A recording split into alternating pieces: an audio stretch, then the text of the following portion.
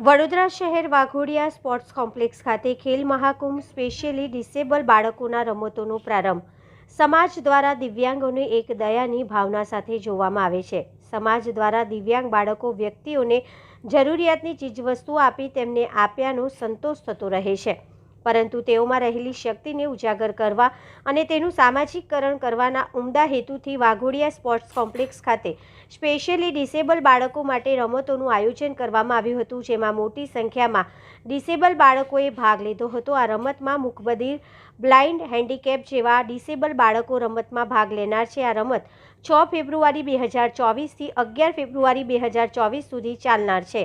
Waghodia sports complex ખાતે specially disable બાળકો માટે રમતનો પ્રારંભ કરવામાં આવ્યો હતો।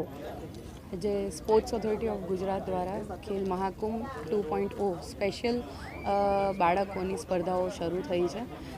ત્યારે 4 કેટેગરી કે જેમાં સ્પેશિયલ ચાઇલ્ડ, ફિઝિકલી હેન્ડીકેપ બાળકો અને બધા એજ ગ્રુપના બ્લાઇન્ડ છોકરાઓ, ખેલાડીઓ તેમજ મૂકબધિર બાળકો પણ આમાં ભાગ લેવાના છે।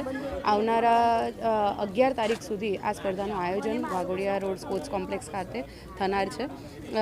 આજે શરૂઆત જ્યારે થવા જઈ રહી છે ત્યારે હાયર એબિલિટીના બાળકો જે સ્પેશિયલ ચાઇલ્ડ છે એમનાથી આજે ફર્સ્ટ ડે રમાવાનું છે, પણ આજે દરેક કેટેગરીના રિપ્રેઝેન્ટેટિવ આજે ઉપસ્થિત રહ્યા અને દરેક સંસ્થાઓ અહીંયા આગળ જોડાઈ છે। Thank you so much.